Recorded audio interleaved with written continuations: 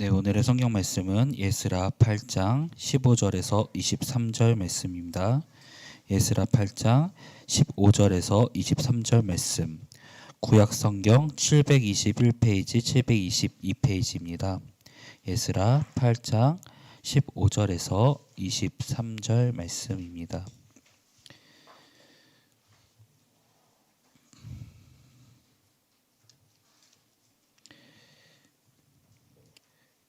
다 찾으신 줄 알고 교독하도록 하겠습니다. 내가 무리를 아하와로 흐르는 강가에 모으고 거기서 3일 동안 장막에 머물며 백성과 제사장들을 살핀즉 그 중에 레위 자손이 하나도 한 사람도 없는지라.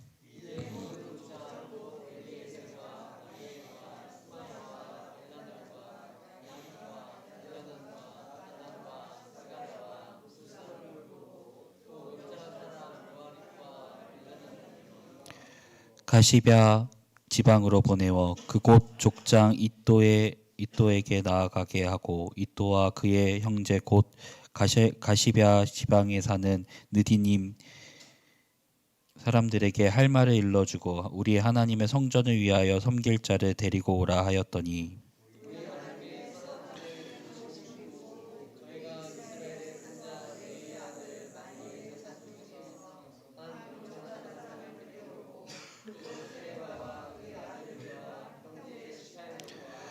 하샤바와 무마리 자손 중 여사야와 그의 형제와 그의 아들들 20명을 데려오고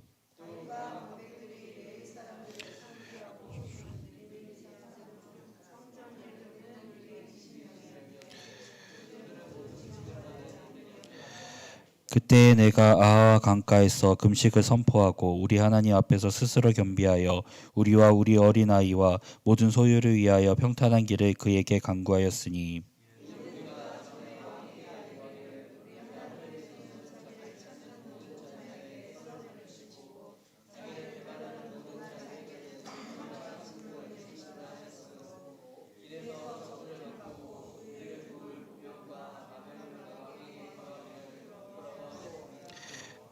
다 같이 읽겠습니다. 그러므로 우리가 이를 위하여 금식하며 우리의 하나님께 간구하였더니 그의 응답하시었더라.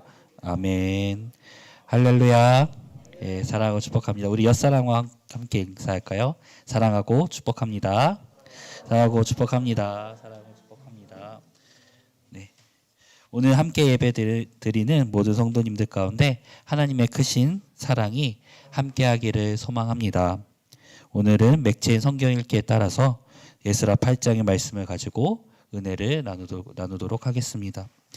오늘은 우리가 함께 나눌 예스라 8장은 이스라엘의 포로 기한이 세 차례에 걸쳐서 이루어졌는데요. 그 중에서 2차 포로 기한의 이야기를 다루고 있습니다. 실장에서는 이들을 이끌고 또한 예루살렘의 회복을 위해서 필요한 핵심 인물 중 하나인 예스라가 이제 본격적으로 등장합니다.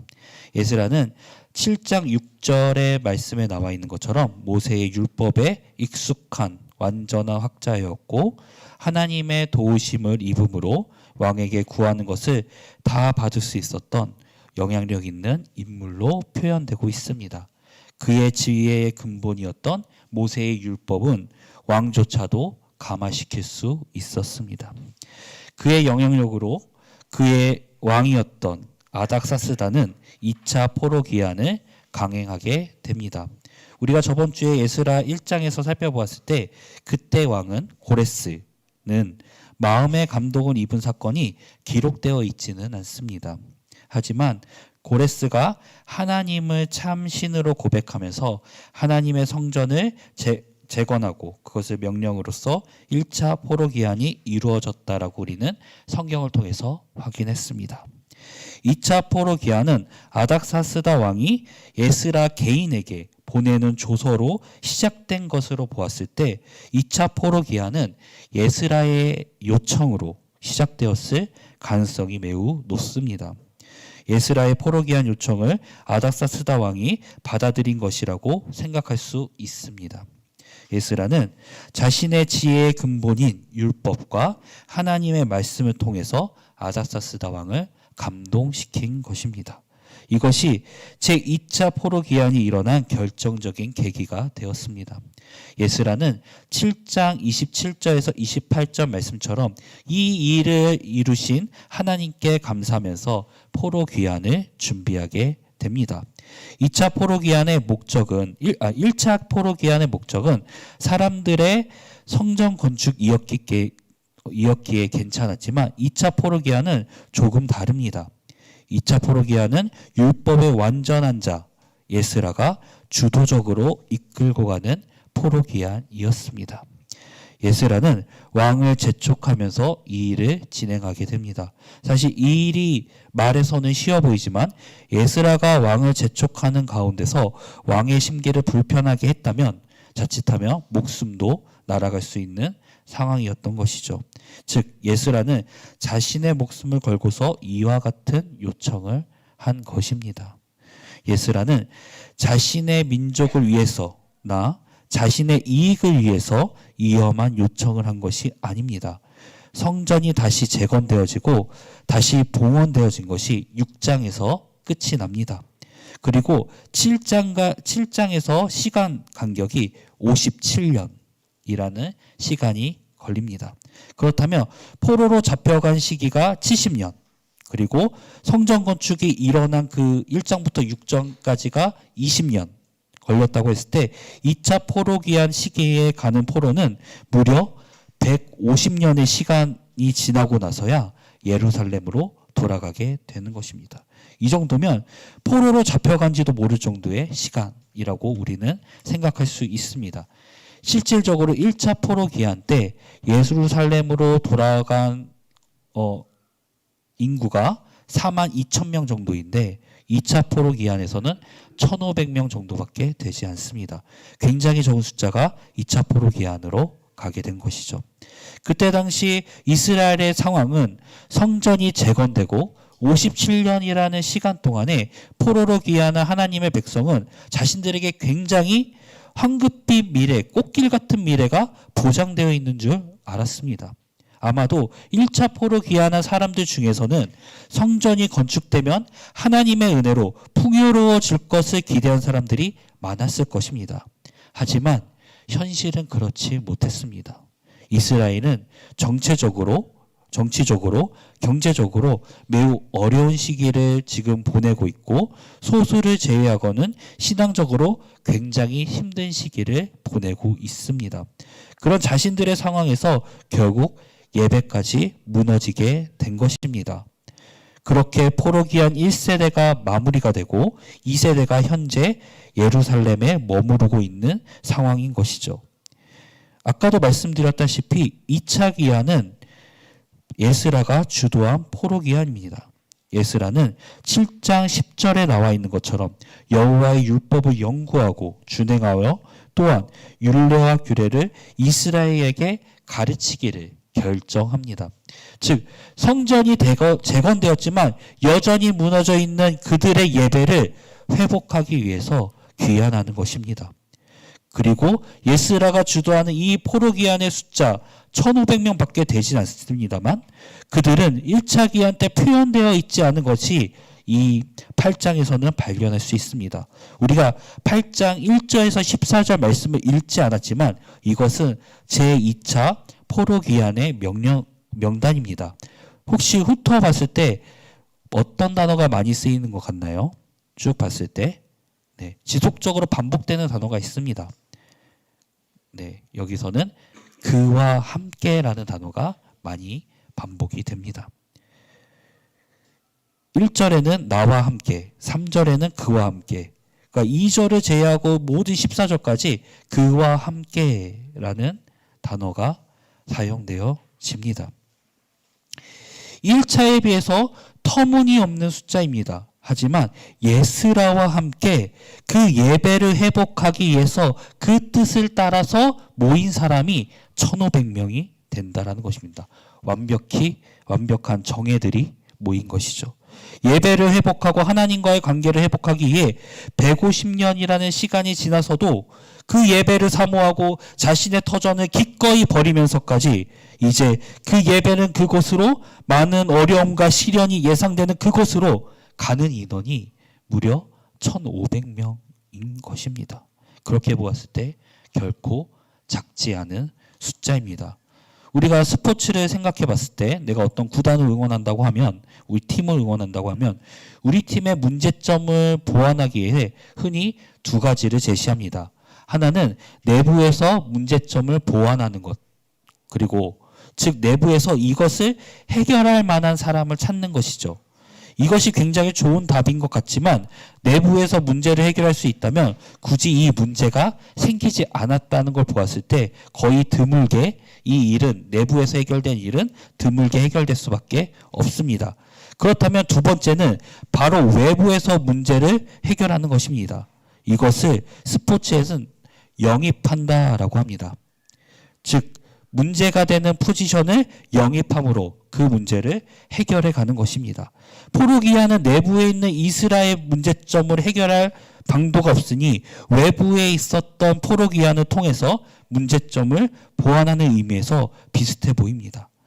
이런 영입을 1,500명을 한다는 것이죠. 그리고 한 사람 한 사람이 예스라와 그 뜻을 함께하기로 한 동역자라면 1,500명이면 든든한 것입니다. 완벽한 팀플레이를 통해서 예루살렘의 회복을 기대할 수 있는 것입니다. 그래서 2차 포로기한은 1차 포로기한보다는 분위기가 다릅니다. 사뭇 비장합니다. 소명을 가지고 있는 것입니다. 우리 15절 말씀 다시 한번 읽어보도록 하겠습니다. 시작. 내가 무리를 아하로 그런 강가에 모으고 거기서 3일 동안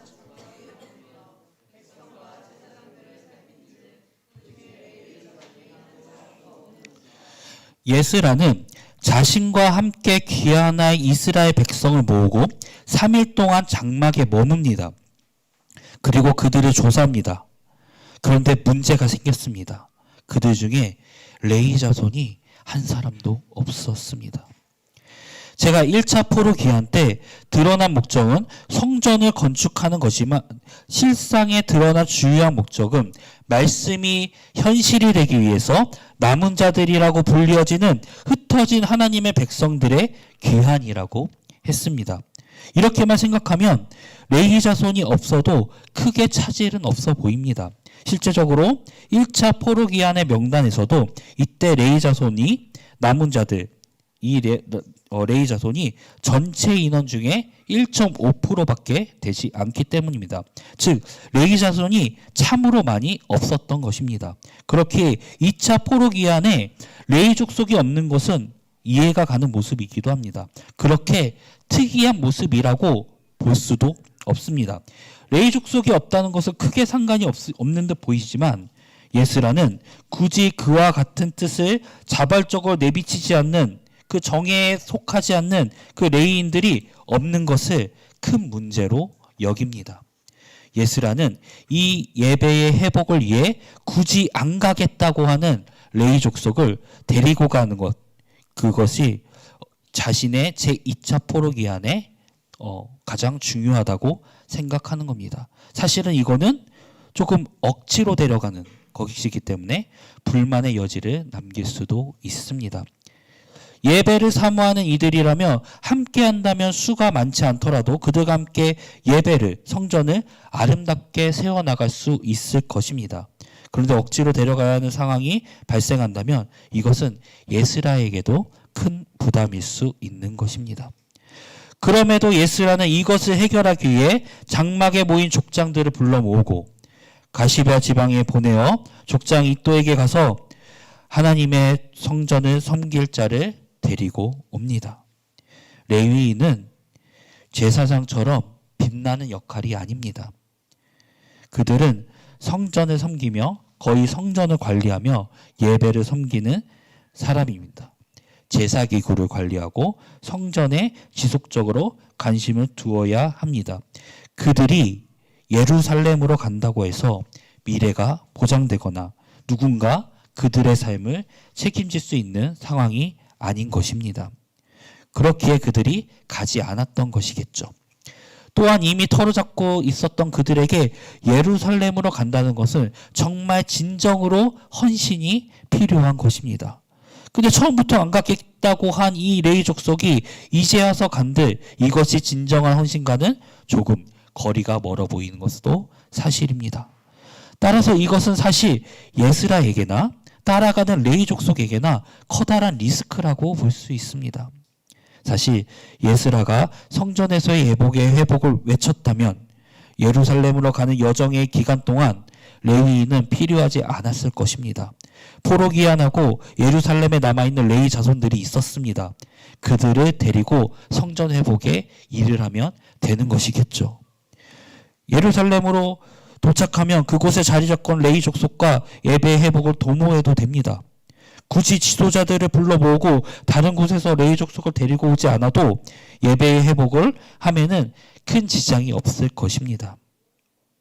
그들이 있기에 사실 예스라는 레위 족속을 안 데리고 가도 됩니다. 하지만 예스라는 굳이 이또에게 가서 38명을 데리고 가는 것이죠. 왜 그렇게 해야만 했을까요? 예스라는 왜 레위 족속이 없는 것을 심각하게 받아들였을까요? 왜 레위 족속이 필요했을까요? 그것은 예스라가 제2차 포로기한을 해석하는 방향에 있습니다. 오늘 말씀에서 찾아볼 수 있는데 16절 말씀 함께 읽어보도록 하겠습니다. 시작.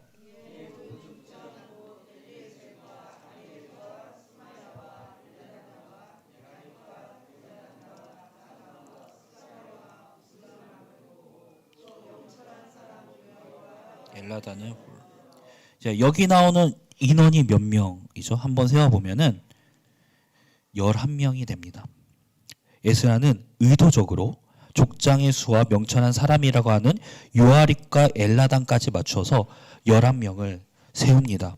그리고 가시바 지방에서 레위 족속을 찾습니다. 왜 그렇게 했을까요? 바로 그것의 족장 이또에게 우리는 너희가 아니면 안 돼라고 말하는 것입니다. 어떻게 해요? 11명만 보내는 것이죠. 그리고 마지막 한 퍼즐 조각, 너희의 레위 족속이 필요하다. 그래서 우리가 12지파의 모습으로 가야 한다라고 말을 하고 있는 것입니다. 즉 예스라는 상징적으로 지금 이 귀한 길에 12지파와 함께하는 새로운 출애굽 여정으로 이 제2차 포로 기한을 인식하고 있는 것입니다.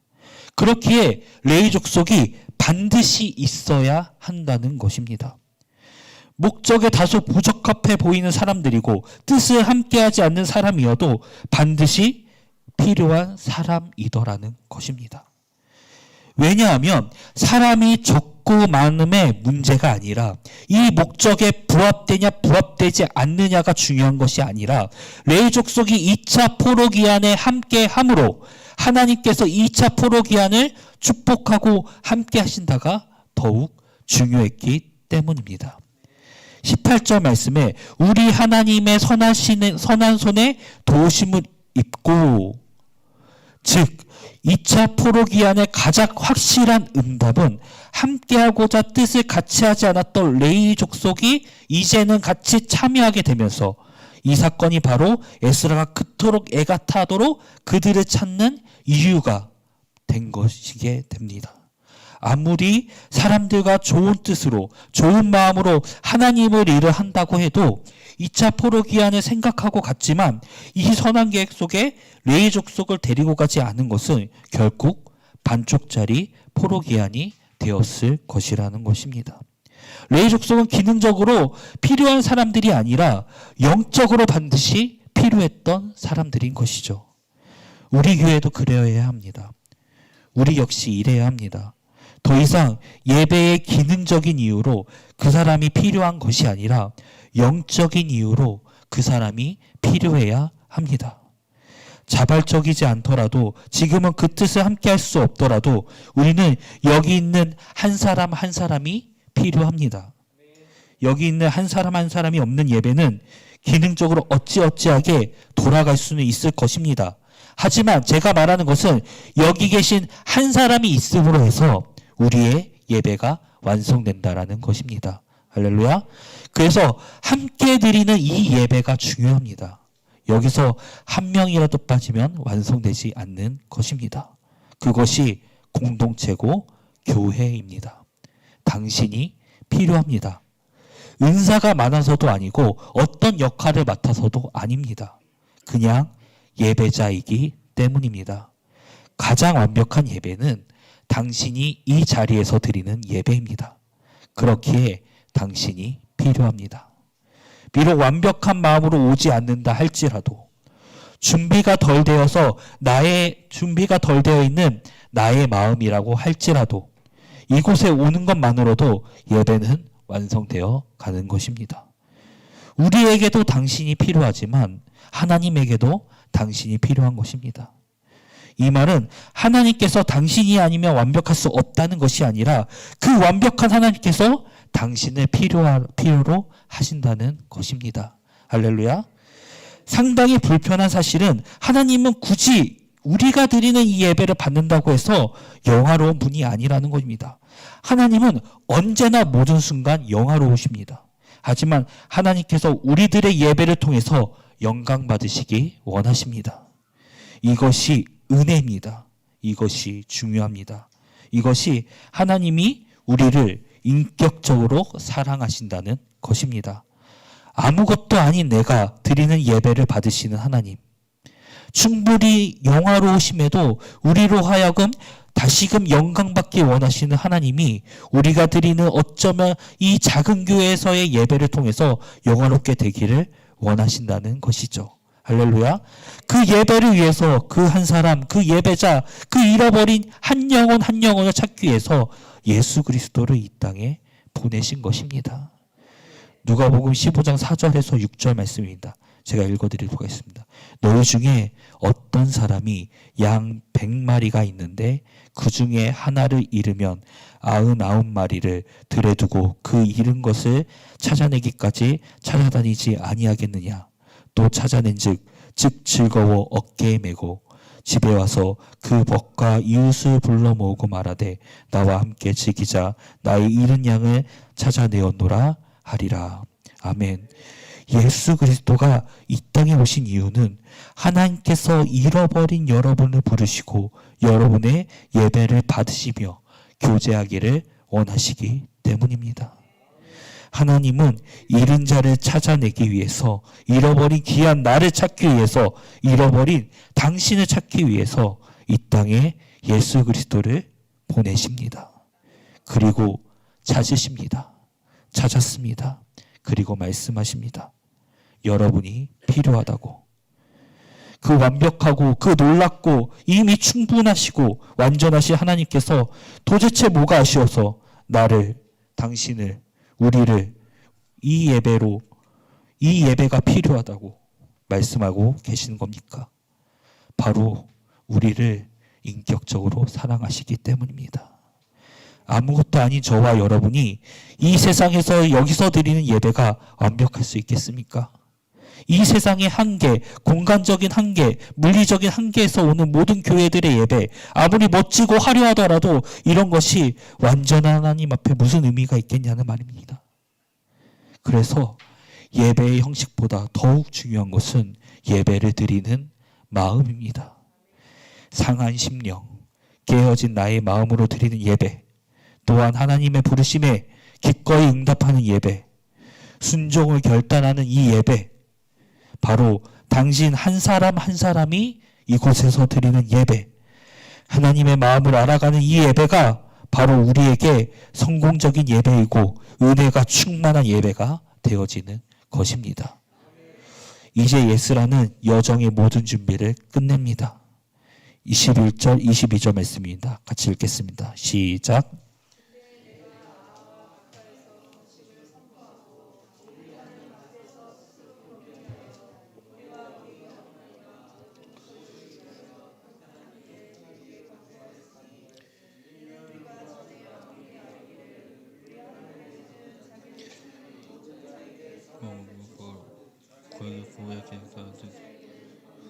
노를 내리신다 하였으므로 귀에서 적군을 막고 우리를 도울 보병과 마병을 왕에게 구하기를 부끄러워하였음이라. 아멘. 그러고 나서 예수라는 금식을 선포합니다. 그 이유는 왕에게 보병과 마병을 구한 이유에서였습니다. 자신들의 평탄한 길을 구했다는 이유에서 하나님이 아니라 잠시 왕을 의지한 것입니다. 그런데 그것이 잘못됨을 깨닫는 것이죠. 이런 깨달음 역시 이 여정이 정결한 여정임을 말합니다. 에스라는 이 한순간 한순간이 하나님 앞에 정결하게 되기를 원했던 것입니다. 그가 레위 족속을 찾는 것도, 하나님 앞에 금식하면서 이 여정을 출발하는 것도, 이 모든 과정 하나하나를 정결하고 거룩하게 되기를 바라는 것입니다. 에스라에게 이 여정의 모든 순간은 하나님이 아니고서는 설명이 안 되는 여정임을 말하고 있는 것입니다. 그렇게 긴 여정의 첫걸음을 바로 금식으로부터 시작하는 것이죠. 하나님께 기쁨이 되기 위하여, 하나님께 함께하기 위해서 이 여정을 시작하는 것입니다. 그리고 이 여정 하나하나가 하나님의 응답하심으로 23절에 고백하면서 2차 포로 귀환길이 시작이 되는 것입니다. 이제 말씀을 정리하도록 하겠습니다. 오늘은 교회 설립 16주년을 감사하면서 드리는 예배입니다. 제가 목사님의 장인어른 되시고 사모님의 부침 되시는 기태호 성도님의 장례식을 성도님들과 함께 다녀오면서 제가 탔던 차가 계숙 전도사님, 그리고 유영진 선생님, 김나리 선생님과 한 차로 집까지 이동하게 되었습니다. 계숙 전도사님도 이 교회가 설립됐을 때부터 있던 원년 멤버이시고, 김나리 선생님도 설립되었을 때부터 있었던 원년 멤버이신데, 그러면서 자연스럽게 옛날의 산이의 교회 이야기를 하게 되었습니다. 힘든 시기, 어려운 시기에 이야기를 들으면서 같이 화도 냈었고 어이없어 하면서 한 3시간을 같이 그렇게 이야기하면서 도착했습니다. 그때 계숙 전도사님께서 하신 이야기가 마음에 남습니다. 계숙 전도사님께서 이 교회에 다시 돌아왔을 때 그 힘든 시간을 지나고 남아 있었던 교회의 사람들 한 사람 한 사람이 귀하게 보이더랍니다. 하나님께서 이 사람들을 얼마나 귀하게 생각하실까? 이 교회를 지켜준 것을 얼마나 사랑스럽고 충성되게 바라보실까? 라고 말씀하실 때, 맞다, 여기 계신 한 사람 한 사람이 귀하다, 귀한 하나님의 사람이다 라는 하나님의 음성을 듣게 되었습니다. 귀하고 사랑하는 산이의교회 성도님 여러분, 오늘도 함께 예배드리고 이렇게 교회를 세워나가고 이렇게 하나님을 같이 찬양하는 이 시간, 당신이 있어서 당신과 함께해서 참 좋다고 말하고 싶었습니다. 산이교회 성도 여러분, 우리 교회는 당신이 필요합니다. 또한 하나님께서도 당신이 필요합니다. 당신의 존재만으로 우리는 이 예배는, 이 교회는 온전해질 수 있습니다. 또한 에스라가 잃어버린 레위 족속을 찾듯이 어딘가에 있는 같이 예배드려야 하는 성도님들을 같이 우리도 함께 찾아서 함께 예배드려야 할 것입니다.